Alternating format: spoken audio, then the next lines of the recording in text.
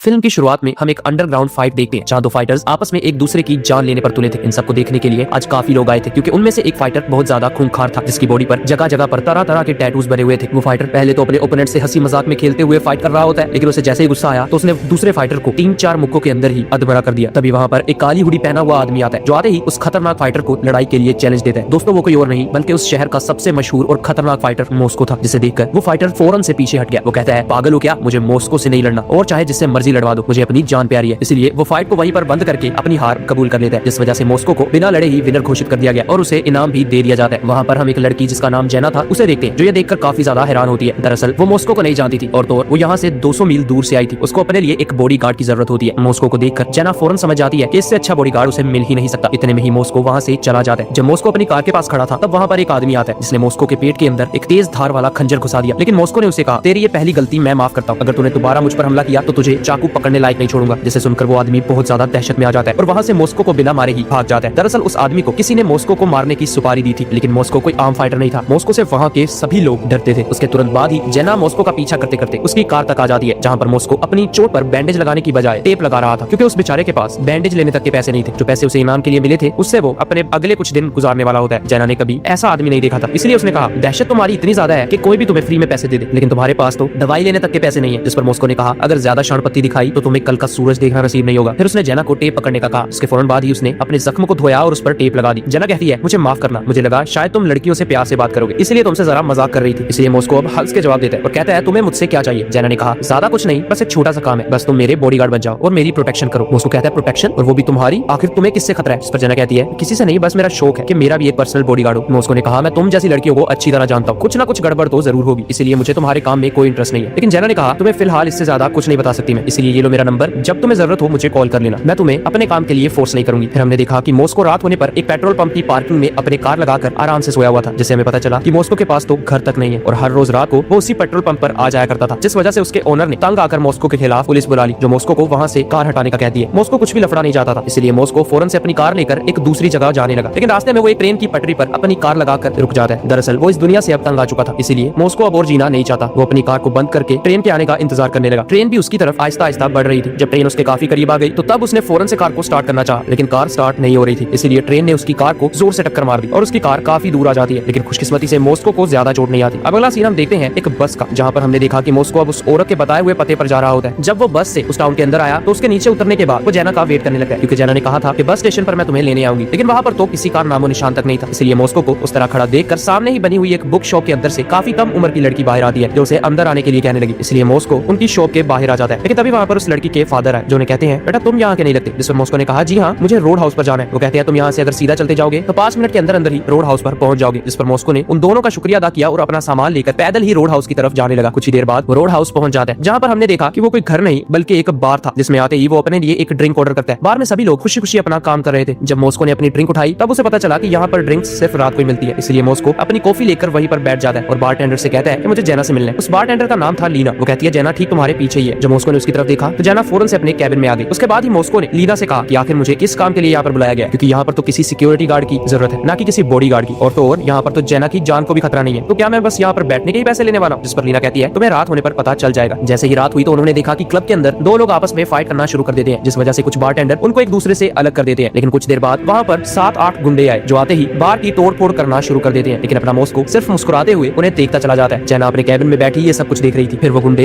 एक pool table पर आए, जहाँ पर वो एक लड़की को तंग करने लगते हैं। ये देखकर मॉस्को अब आखिरकार अपनी सीट से उठ ही गया और आते ही बारटेंडर को वहाँ से जाने का कहने लगा। ये देखकर वो गुंडों का लीडर, जिसका नाम था जेसन, मॉस्को को कहता है, देख भाई, लगता है तू यहाँ पर नया आया है, ज्यादा हीरोपंती मत कर वरना फ्री का ही मारा जाएगा। लेकिन मॉस्को ने कहा, चलो ठीक है, मान लिया मैं हीरो और तू विलेन, फिर तो तुम्हें पता ही होगा कि हमेशा हीरो ही विलेन को मारता है। इतना कहकर मॉस्को वहाँ से बाहर आ जाता है, जिसके पीछे पीछे वो सब गुंडे भी आ गए, क्योंकि उन्हें मॉस्को पर काफी ज्यादा गुस्सा आ चुका था। वो आते ही उसको जान से मारने की धमकी देने लगते हैं। इन सबकी लड़ाई के दौरान बाकी सब लोग भी बाहर आकर खड़े हो गए, जहाँ पर मॉस्को जेना से कहने लगा कि इन 2 कौड़ी के गुंडों के लिए तुमने मुझे इतनी दूर से हायर किया, इन भाड़े के टट्टुओं को तो कोई भी पेल सकता है। बस इतना ही था कि अब चारों तरफ से वो गुंडे मॉस्को को घेरने लगते हैं, लेकिन मॉस्को जरा सा भी नहीं डरा और फौरन ही जेसन के मुंह पर एक लाफड़ जड़ देता है। उसके बाद सभी उसको मारने के लिए जैसे ही आगे बढ़ते तो एक एक करके मॉस्को उन सबको धूल चढ़ा देता। मॉस्को ने एक ही पंच के अंदर उन गुंडों के लीडर को ढेर कर दिया। ये सब बाकी लोग भी देख रहे होते हैं, जिसे देखकर वो काफी ज्यादा खुश हुए और मॉस्को की बहुत ज्यादा इज्जत हो जाती है। जेना को भी ये देखकर बहुत राहत मिली, क्योंकि आखिरकार मॉस्को उसके रोड हाउस की सिक्योरिटी के लिए परफेक्ट आदमी था। जिस पर अब मॉस्को उन गुंडों को लेकर हॉस्पिटल आ गया। दरअसल उसे कल रात लगी हुई चोट पर भी बैंडेज करवानी थी, इसलिए वो जैसे ही हॉस्पिटल में आया तो एक डॉक्टर उसे तुरंत ही पहचान जाती है। वो कहती है, तुम वही हो ना जिसे जेना अपने रोड हाउस की प्रोटेक्शन के लिए लेके आई है। ये सुनकर मॉस्को जरा हैरान हो जाता है। मॉस्को ने कहा यहाँ खबर तो आग की तरह फैलती है। इस पर डॉक्टर कहती है फैले भी क्यों ना, ये टाउन है ही बहुत छोटा। बाय द वे मेरा नाम है ग्वेन और चलो आओ मैं तुम्हारे जख्मों पर पट्टियां लगा देती हूँ। इसलिए मॉस्को कल की चोट पर बैंडेज लगवा देता है। फिर जब वो वहाँ से जाने लगा तो डॉक्टर को कहता है मेरे पास फिलहाल पैसे नहीं है, जब भी मुझे सैलरी मिलेगी तो मैं आपको जरूर लौटा दूंगा। जिस पर ग्वेन कहती है इसकी कोई जरूरत नहीं, जैना ने पहले ही मुझे इन सब के लिए पैसे दे रखे हैं। उसके थोड़ी देर बाद ही मॉस्को रोड हाउस के अंदर आ गया जहाँ पर जैना भी मौजूद होती है। जैना कहती है कि आज बड़े दिनों बाद यहाँ के लोगों में जरा सी प्रोटेक्शन की उम्मीद फिर से जागी है और तुम मेरे बुलाने पर यहाँ आए, इसीलिए तुम्हारा बहुत बहुत शुक्रिया। उसके थोड़ी देर बाद ही रात हो गई और हमने देखा कि अपना हीरो एक बोट के अंदर सोया था। वो बोट जैना की थी जो अब उसने मॉस्को को गिफ्ट कर दी थी, क्योंकि मॉस्को को बोट्स बहुत ज्यादा पसंद होती है। इसलिए जब वो जैसे ही सुबह उठा तो लीना उसके लिए ब्रेकफास्ट लेके आई। लीना मॉस्को की बॉडी देखकर काफी हैरान हो जाती है। लीना मॉस्को से पूछती है क्या तुम्हारा कोई भाई बहन माँ बाप वगैरह नहीं है, जिस पर मॉस्को ने उसे थैंक्स कहकर वहाँ से जाने का कहा। ये सुनकर लीना समझ गई कि मॉस्को बेचारा काफी दुखी है और वो अपना दुख छुपाने के लिए सिर्फ हंसता ही रहता है। थोड़ी देर बाद ही मॉस्को अपना ब्रेकफास्ट करके उसी लड़की की बुक शॉप में आया। उस लड़की का नाम एबी था। दरअसल वो अपने लिए कुछ बुक्स खरीदने के लिए आया होता है, लेकिन तभी हमने देखा कि एबी की शॉप के बाहर दो गुंडे आए। लेकिन जैसे ही एबी की शॉप में से मॉस्को बाहर आता है तो वो उसे देखकर तुरंत ही वहाँ से जाने लगते हैं। मॉस्को ने एबी से पूछा कि ये गुंडे यहाँ क्या कर रहे हैं, जिस पर उसने कहा कि हर हफ्ते हमारे पैसे चुराने आते हैं, अगर कुछ नहीं मिले तो ये फालतू की तोड़ फोड़ कर देते हैं। ये सुनकर मॉस्को के दिल में एबी और उसके पापा के लिए काफी हमदर्दी जाग उठी। उसने एबी से कहा क्या तुम स्कूल नहीं जाती, जिस पर एबी कहती है मेरे डैड के पास मेरी स्कूल फीस देने के लिए बिल्कुल पैसे नहीं है, इसलिए मैं सारा दिन यही बुक शॉप पर ही रहती हूँ। ये सुनकर मॉस्को बेचारा उन दोनों से और भी ज्यादा इमोशनली अटैच हो जाता है। उसके बाद मॉस्को रोड हाउस के अंदर आया जहाँ पर बाहर के सभी लोग मिलकर रात को ही तोड़ फोड़ की सफाई कर रहे थे। मॉस्को ने उनकी मदद करना चाहा, लेकिन जैना कहती है ये काम हम कर लेंगे, तुम सिर्फ अपने काम का ध्यान रखो। फिर वो सीन चेंज हो जाता है और हम एक बहुत ही ज्यादा अमीर ज़ादे को देखते हैं जो अपनी बहुत महंगी यॉट पर बैठा शेव करवा रहा था। वहीं पर हमने उन्हीं गुंडों को देखा जिनकी कल रात मॉस्को से पिटाई हुई थी। वो उसी अमीरजादे के पालतू थे। उस अमीरजादे का नाम डैरिल होता है। जब डैरिल शेव करवा रहा था तब उसके गले पर एक छोटा सा कट आ गया, जिस पर डैरिल को गुस्सा तो आया मगर अभी उसका एक बहुत ही इंपॉर्टेंट काम रुका हुआ था, इसलिए वो काफी खामोश रहता है। वो इंपॉर्टेंट काम ये था कि डैरिल उस रोड हाउस पर कब्जा करना चाहता था और उसे गिराकर वहाँ पर एक आलीशान होटल बनाना चाहता था। लेकिन जैना इस रोड हाउस को बेचना नहीं चाहती, इसलिए वो हर रोज रात को जैना के बार में अपने गुंडे बेचकर जैना को तंग करता था ताकि जैना खुद ही डर के मारे वो रोड हाउस बेच दे। लेकिन जैना भी बहुत ज्यादा मजबूत होती है, इसलिए उसने मॉस्को को अपनी प्रोटेक्शन के लिए बुला लिया और अब मॉस्को अपना काम बखूबी कर रहा होता है। खैर अब सीन रोड हाउस पर शिफ्ट हुआ जहाँ पर आज फिर से दो लोग आपस में लड़ रहे होते हैं, लेकिन जैसे ही बाहर से वहाँ पर मॉस्को अंदर आया तो वो दोनों डर के मारे लड़ाई बंद कर देते हैं। दोस्तों यहाँ पर हमें पता चला कि इस टाउन के अंदर मॉस्को की दहशत फैल चुकी थी और सब लोग मॉस्को से डरना शुरू कर देते हैं। इसी तरह वहाँ पर पूरा एक महीना बीत गया और इस पूरे महीने के अंदर क्लब में एक मर्तबा भी लड़ाई नहीं होती। यानी जैना ने मॉस्को को बॉडीगार्ड रखकर बिल्कुल सही फैसला किया था। और तो और मॉस्को तो अब बारटेंडर्स को भी अपने जैसा बना रहा था। वो दोनों भी जहाँ कहीं लड़ाई होती तो सबको संभाल लेते। अगर मॉस्को वहाँ पर मौजूद ना होता तो वो दोनों खुद ही लड़ने वालों को रोक देते। उन दोनों बारटेंडर्स का नाम सैम्यूल और डैन था। एक दिन रात को जब मॉस्को रोड हाउस से जरा बाहर आया तब उसे दोबारा से वो गुंडे अपनी बाइक्स पर खड़े नजर आते हैं जो दूर से ही मॉस्को को घूरते चले जा रहे थे। लेकिन मॉस्को उन पर ज्यादा ध्यान नहीं देता और रोड हाउस के अंदर आ जाता है। इसी तरह वो रात भी गुजर गई। रात को मॉस्को जब अपनी बोट पर सो रहा था तब हमें पता चला कि मॉस्को पहले एक यूएफसी फाइटर रह चुका है और कोई आम सा फाइटर नहीं बल्कि वर्ल्ड चैंपियन। लेकिन उसने यूएफसी को छोड़ दिया था क्योंकि एक दिन उसके पीछे से उसके घर के अंदर कुछ चोरों ने उसके माँ बाप को गोली मार दी, जिससे उसके माता पिता मारे गए। इसलिए मॉस्को को हर रोज रात को अपने यूएफसी में होने के सपने आते थे जो मॉस्को को काफी बुरे लगते थे। अब सुबह होने पर मॉस्को एक छोटे से रेस्टोरेंट में आया जहाँ पर उसे ग्वेन मिलती है। ग्वेन उसके पास आकर उसकी चोट के बारे में पूछने लगी और कहती है कि तुम उसके बाद चेकअप करवाने के लिए क्यों नहीं आए। उसने कहा मैं अगर पहला चेकअप भी ना करवाता तो फिर भी मुझे कुछ नहीं होना। ग्वेन मुस्कुरा के कहती है अपनी सेहत का ख्याल रखा करो। यहाँ मॉस्को को पता चला कि ग्वेन उसे पसंद करती है। अब रात के टाइम जब मॉस्को रोड हाउस में था तब जैना उसको अपने कैबिन में लेके आई और उसे उसकी पहली सैलरी दे दी। यूएफसी छोड़ने के बाद इतने पैसे मॉस्को ने आज पहली मर्तबा देखे थे। जहाँ सैलरी देते हुए जैना ने उसे कहा कि तुम अपना ख्याल रखा करो, मैं तुम्हें खोना नहीं चाहती। अब यहाँ मॉस्को को जैना पर भी शक होता है कि कहीं ये भी तो मुझे पसंद नहीं करने लग गई, लेकिन अपना भाई किसी पर इतना ज्यादा ध्यान नहीं देता। और इसी तरह रात को जब मॉस्को टहलने के लिए रोड पर पैदल चल रहा था कि तभी उसे लगा कि ये कार उसका पीछा कर रही है, जिस वजह से उसने जरा सा तेज चलना शुरू कर दिया। लेकिन वो कार उसकी तरफ बढ़ने लगी और उसे टक्कर मार देती है, इसलिए मॉस्को बेचारा नीचे गिर गया। वो कार थोड़ी दूर जाकर रुकी। मॉस्को जैसे ही खड़ा हुआ तो उसने देखा कि वो कार दोबारा से उसकी तरफ आ रही है, जिस वजह से मॉस्को ने बचने की काफी कोशिश की, लेकिन उसकी किस्मत बहुत खराब होती है और कार उसे दोबारा टक्कर मार देती है। वो कार कोई और नहीं बल्कि उन गुंडों का लीडर जेसन ही चला रहा था। मॉस्को कार के साथ ब्रिज के अंदर गिरने वाला था, लेकिन इतने में जेसन और उसका साथी कार से बाहर निकल जाते हैं और मॉस्को कार के साथ ही पानी में गिर गया और तुरंत ही वो सीन कट हो गया। अब हमने देखा कि मॉस्को वापस अपनी बोट पर आया, जहाँ अंदर आते ही जेसन गन लेकर उसी का इंतजार कर रहा था। लेकिन मॉस्को जरा सा भी नहीं घबराता और वो जेसन का ध्यान भटकने का इंतजार कर रहा होता है। जैसे ही उसे मौका मिला तो मॉस्को ने उस पर एक टेबल दे मारा और वक्त रहते मॉस्को ने जेसन को पानी में फेंक दिया और तुरंत ही गन लेकर मॉस्को जेसन के ऊपर आ जाता है। लेकिन मॉस्को बेचारा दिल का साफ था, इसलिए उसने वो गन पानी के अंदर फेंक दी। लेकिन उसे क्या पता था कि शोर की वजह से उस पानी के अंदर रहने वाले मगरमच्छ भी उनकी तरफ आने लगेंगे, इसलिए एक मगरमच्छ फौरन से जेसन की तरफ आ जाता है और उसे पानी के अंदर खींच लेता है। मॉस्को ने जेसन को बचाने की बहुत कोशिश की, लेकिन अब जेसन के चीथड़े चीथड़े हो चुके थे, जिस वजह से मॉस्को कुछ नहीं कर सकता था। उसी के साथ वो रात भी गुजर जाती है। फिर सुबह होते ही मॉस्को सीधा एबी की दुकान पर आता है और उसको कुछ पैसे देकर अपने लिए एक नया कंप्यूटर खरीदने का कहता है। मॉस्को ने कहा तुम इंटरनेट से काफी कुछ सीख सकती हो, जिस पर एबी कंप्यूटर ले आती है और वो भी मॉस्को का शुक्रिया अदा करती है और मॉस्को खुशी खुशी एबी की शॉप से बाहर चला गया। बाहर जाते ही उसे डैरिल का एक आदमी मिला जो मॉस्को से कहता है बेटा इस रोड हाउस से चला जा वरना मैं तेरी उंगलियों को पकड़कर तेरे ही पीछे दे दूंगा। लेकिन मॉस्को ने उल्टा उसी की उंगलियों को एक ही झटके में तोड़ दिया। मॉस्को कहता है अब तुझे नई उंगलियों की जरूरत पड़ने वाली है और याद रखना मैं यहाँ से कभी नहीं जाऊंगा, चाहे जिसे मर्जी बुला ले। वो फिर हंसता हुआ रोड हाउस के अंदर आ गया, जहाँ पर वो जैना से पूछता है कि कुछ लोग मुझे यहाँ से भगाना चाहते हैं, आखिर उन्हें ऐसा करने से क्या मिलेगा। जिस पर अब जैना सब बात क्लियर करती है। है। जेना ने कहा कि एक डैरिल नाम का बंदा है जो हमारे रोड हाउस को तोड़कर यहाँ पर काफी बड़ा होटल बनाना चाहता है, क्योंकि हमारे रोड हाउस का व्यू बहुत अच्छा होने की वजह से उसके होटल को काफी फायदा होगा। लेकिन मेरे बाबा की आखिरी ख्वाहिश थी ये रोड हाउस और भी ज्यादा तरक्की करे, इसलिए मैं इस रोड हाउस को बेचना नहीं चाहती, जिस वजह से उन लोगों ने तुम्हें जान से मारने की धमकी दी। लेकिन जेना ने कहा तुम मुझे छोड़कर मत जाना, चाहे कोई भी कीमत हो। जिस पर मॉस्को कहता है तुम बेफिक्र हो जाओ, मैं अपनी पूरी कोशिश करूंगा। अब यहाँ पर हम देखते हैं डैरिल को, जिसके पास उसका आदमी आया और उसने कहा हमने उस बॉडीगार्ड को भगाने की कोशिश की, लेकिन वो बहुत मजबूत है, हम उसे हरा नहीं सकते। लेकिन डैरिल ने कहा हरा नहीं सकते तो क्या हुआ, उसे जान से तो मार सकते हैं ना। इसलिए डैरिल ने अपने सबसे खतरनाक फाइटर को अमेरिका बुला लिया, जो तुरंत ही डैरिल के पास आ जाता है। डैरिल उसे कहता है सीधी बात, नो बकवास, मैं तुझे मुंह मांगी कीमत दूंगा अगर तू मॉस्को नाम के बंदे को यहाँ से भगा देगा। अगर उसकी हड्डियां तोड़ने से भी काम ना बने तो तू उसे जान से भी मार सकता है, जिसके मैं तुझे 10 गुना ज्यादा पैसे दूंगा। अगर फिर भी काम ना बने तो मैं तुझसे भी खतरनाक लोगों को बुला लूंगा, मेरे पास बहुत पैसा है। दोस्तों जॉनसन एक सन की किस्म का बंदा था, वो किसी चीज की भी कोई परवाह नहीं करता था, और तो और वो बहुत ही खतरनाक फाइटर भी होता है, जो अब मॉस्को के पीछे हाथ धोकर पड़ जाता है। फिर सीन मॉस्को पर शिफ्ट हुआ, जो अब रोड हाउस के अंदर बैठा होता है। इतने में उसके पास डैरिल आया, वो आते ही उससे कहने लगा देख भाई पैसा किसको नहीं चाहिए, इसलिए अगर तुम मेरे लिए काम करेगा तो मैं तुझे करोड़पति बना दूंगा। लेकिन मॉस्को कहने लगा फिलहाल तो मेरा कॉन्ट्रैक्ट 6 माह का है, 6 माह बाद आके मुझसे बात करना। ये सुनकर डैरिल को काफी गुस्सा आया, इसलिए वो चुपचाप रोड हाउस से बाहर चला गया। लेकिन तभी वहाँ पर एंट्री होती है जॉनसन की। वो अंदर आते ही हर तरफ से रोड हाउस को तोड़ना शुरू कर देता है। इतना कम नहीं था कि उसने उन बारटेंडर्स को भी मारना शुरू कर दिया। ये देखकर अब मॉस्को आखिरकार उठ ही गया और उसको ऐसा करने से रोकने लगा। लेकिन जॉनसन जो एक सनकी होता है वो कहता है मैं तो बस अपनी ताकत आजमा रहा हूँ, तू चाहे तो भी मेरे साथ अपनी ताकत आजमा सकता है। जिस पर दोनों की आपस में एक दमदार फाइट शुरू हो जाती है। लेकिन जॉनसन मॉस्को पर काफी ज्यादा भारी पड़ रहा था, क्योंकि मॉस्को जॉनसन को जान से मारना नहीं चाहता था। इसलिए जॉनसन मॉस्को को मारते मारते बाहर तक ले आया और उस पर लात घूसे जड़ने लगा। अब जैसे ही मॉस्को अपने पैरों पर खड़ा हुआ तो वो उस रोड हाउस से दूर जाने लगा। जॉनसन कहता है अब क्या हुआ, हवा निकल गई। लेकिन मॉस्को उसकी एक भी नहीं सुनता। उसने देखा कि ग्वेन भी मॉस्को से मिलने आई है, लेकिन मॉस्को उसे भी दफा हो जाने का कहता है और वहां से चला जाता है। इतने में ही जेना पुलिस को लेकर रोड हाउस पर आ जाती है, जो रोड हाउस की हालत देखकर काफी ज्यादा परेशान थी। वो जब अंदर आती है तब उसे मॉस्को कहीं नहीं मिलता और मॉस्को अपनी बोट पर बैठा सभी सामान को पैक कर रहा था। लेकिन तभी वहां पर जेना आ गई, जो उसे कहती है बस इतने में ही तुम्हारी हीरोगिरी निकल गई। इस तरह बने थे अपने सबसे मशहूर फाइटर। माना जॉनसन तुमसे ज्यादा मजबूत है, लेकिन इसका मतलब ये तो नहीं कि तुम डर के भाग जाओगे। जिस पर अब आखिरकार मॉस्को जेना का जवाब दे ही देता है। मॉस्को ने कहा मैं अगर इससे आगे बढ़ा तो लोग मरेंगे, मगर मैं ऐसा नहीं चाहता। जेना कहती है तो तुम्हें रोक कौन रहा है, अगर तुम पर केस हो गया तो मैं तुम्हें बाहर निकलवा लूंगी। लेकिन वो कहता है बात सिर्फ इतनी नहीं है, मैं गुस्से में आ गया तो पता नहीं कितने लोगों की जाने जाएंगी। इतना कहकर वो वहां से चला जाता है। जब मॉस्को वहां से जाने के लिए बस स्टेशन पर आया तब उसने देखा कि एबी की शो पर फायर ब्रिगेड वाले खड़े हैं। वो जैसे ही उनकी शो के अंदर आता है तब वहां पर उसने सब कुछ जला हुआ पाया। ये देखकर वो काफी ज्यादा गुस्से में आ गया। उसने देखा कि बेचारी एबी भी अपने बाबा के साथ उस शो के अंदर जलकर मारी गई है। उसे ये यकीन था कि ये सब कुछ डैरिल और जॉनसन ने किया। ये देखकर वो काफी ज्यादा गुस्से में आ गया, क्योंकि एक एबी ही थी जिसकी वो यहाँ सबसे ज्यादा परवाह करता था। इसलिए वो अपनी बस में जाने की बजाय वहां से सीधा डैरिल के अड्डे पर आ गया, जहाँ पर उसे जॉनसन तो नहीं मिला, लेकिन मॉस्को ने वहां पर मौजूद सभी आदमियों को एक एक करके जान से ही मार दिया। बस सिर्फ एक आदमी को छोड़ा, जिससे मॉस्को ने कहा अपने बॉस को कह देना मैं कहीं नहीं जा रहा और मैं तुम सबको अब कच्चा चबाने वाला हूँ। उसके थोड़ी देर बाद वो अपनी बोट पर आकर कुछ सामान लेने आया, जहाँ पर हम देखते हैं कि उसकी फ्रीजर में एक लाश पड़ी थी। जी हाँ दोस्तों, अब वो किसी भी कीमत पर नहीं रुकने वाला था। यानी जिस बात से मॉस्को डर रहा था कि उसके गुस्से की वजह से लोगों की जान ना जाए, वही बात हो रही थी। फिर मॉस्को अपनी बोट को बीच समंदर के अंदर ले आया, यानी वो टाउन से थोड़ा दूर था। इसलिए जब पुलिस वाले उसके पास आए तो उसने एक पुलिस वाले को फौरन ही जान से मार दिया। पुलिस वाले को जान से मारने के बाद वो दोबारा बीच के किनारे आता है, जहाँ से उसने एक बहुत बड़े बिजनेसमैन की बोट को चुराया और सीधा डैरिल की बोट पर जाने लगा। जहाँ जाते ही डैरिल के आदमी उसे तलाशी लेकर डैरिल के पास भेज देते हैं। मॉस्को को बहुत ज्यादा गुस्सा आता है, इसलिए उसने डैरिल को कहा कि ठीक 1 घंटे बाद तुझे मौत का फरिश्ता नजर आने लगेगा। जहाँ पर डैरिल के आदमी उसे वहीं पर मारने का कहते हैं, लेकिन डैरिल कहता है मैं भी तो देखूं कि आखिर ये 1 घंटे के अंदर मुझे कैसे मारेगा। जिसे सुनकर मॉस्को ने एक लम्हे के लिए भी सोचे बिना ही रिमोट का बटन प्रेस कर दिया, जिस वजह से वहां पर बहुत बड़ा ब्लास्ट होता है और वो सब लोग नीचे गिर जाते हैं। मॉस्को भी नीचे उतरता है और एक एक करके डैरिल के सभी आदमियों को मारता चला जाता है। बोट में आग लगने की वजह से वो बोट डूबने वाली थी, इसलिए वहां पर हम देखते हैं डैरिल को, जिसने अब उस बोट पर ग्वेन को भी पकड़ रखा था और उसे लेकर छोटी सी बोट में बैठकर कहीं दूर जाने लगा। इसलिए मॉस्को ने भी उसका पीछा करना स्टार्ट कर दिया। डैरिल बहुत तेज से अपनी बोट चला रहा होता है। जब डैरिल का ध्यान भटका तब क्वीन ने उस पर हमला कर दिया, जिस वजह से उन दोनों में हाथापाई शुरू हो जाती है। इसलिए बोट अपनी ट्रैक्शन से हट जाती है और तुरंत ही एक बीच पर जाकर क्रैश हो गई। लेकिन वक्त रहते मॉस्को और क्वीन पानी में छलांग लगा देते हैं, लेकिन डैरिल बोट के साथ ही किनारे पर क्रैश हो गया। जब मॉस्को ने डैरिल को ढूंढते ढूंढते उसका पीछा किया तो डैरिल ने उसी पर अटैक कर दिया, लेकिन मॉस्को ने उसे एक ही वार में नीचे गिरा दिया। डैरिल ने उससे लड़ने की कोशिश की, मगर मॉस्को तो उस जैसों को एक ही वार में खत्म कर सकता था और तो और उसे अब एबी का बदला भी लेना था। इसलिए वो जैसे ही डैरिल को मारने लगा तो इतने में ही पीछे से एक कार आकर मॉस्को से आ टकराई, जिस वजह से मॉस्को नीचे गिर जाता है। उस कार के अंदर और कोई नहीं बल्कि जॉनसन था, जो बाहर निकलते ही डैरिल से लड़ना शुरू कर देता है। उन दोनों की फाइट शुरू हो जाती है। वो दोनों एक दूसरे की जान के प्यासे थे। मॉस्को और जॉनसन एक दूसरे को मारने के लिए जो कुछ हो सकता था वो कर रहे थे। एक टाइम तो ऐसा आया जब जॉनसन मॉस्को को मारकर नीचे गिरा देता है और उसकी आंख पर एक लकड़ी घुसाने वाला था। मॉस्को ने उसको रोक तो लिया, जिस वजह से जॉनसन ने वो लकड़ी सीधा उसके पेट में ही घुसा दी। जॉनसन किसी साइको से कम नहीं होता, वो इतना ज्यादा चोट खाने के बावजूद भी हंस रहा था। लेकिन फिर पीछे से डैरिल जॉनसन को कहता है कि तुरंत ही मॉस्को को मार दो और मैं तुम्हें $10 मिलियन दूंगा। अगर तुम ऐसा नहीं कर सकते तो तुम्हें $1 भी नहीं मिलेगा। जिस पर अब जॉनसन को डैरिल पर काफी गुस्सा आया। वो कहता है तुझे सिर्फ अपने पैसों का ही घमंड है, खुद तुझसे एक मक्खी तक नहीं मरती, अब देख तुझे कौन बचाएगा। इसलिए जॉनसन एक ही लम्हे में डैरिल की गर्दन तोड़कर उसे ही जान से मार डालता है। फिर वो आहिस्ता आहिस्ता मॉस्को की तरफ बढ़ने लगा, लेकिन मॉस्को अब हिम्मत जुटाकर जॉनसन पर ही लकड़ी से 5 मरतबा वार करके उसे काफी ज्यादा घायल कर देता है, जिस वजह से जॉनसन अब नीचे गिर गया और काफी ज्यादा खून बहने की वजह से जॉनसन तड़प तड़प कर मारा जाता है। ये सब कुछ क्वीन भी देख रही थी, लेकिन मॉस्को उसे बिना कुछ कहे ही वहां से चला गया। अब चूंकि डैरिल मारा जा चुका था और जेना के रोड हाउस पर कोई भी खतरा नहीं होता। इसीलिए जेना मॉस्को को वापस चले जाने का कहती है और वो कहती है तुम फिक्र मत करो, हर महीने तुम्हारे अकाउंट में तुम्हारी सैलरी आ जाया करेगी। इसी के साथ ये दर्द से भरी हुई मूवी खत्म हो जाती है। Thanks for your time.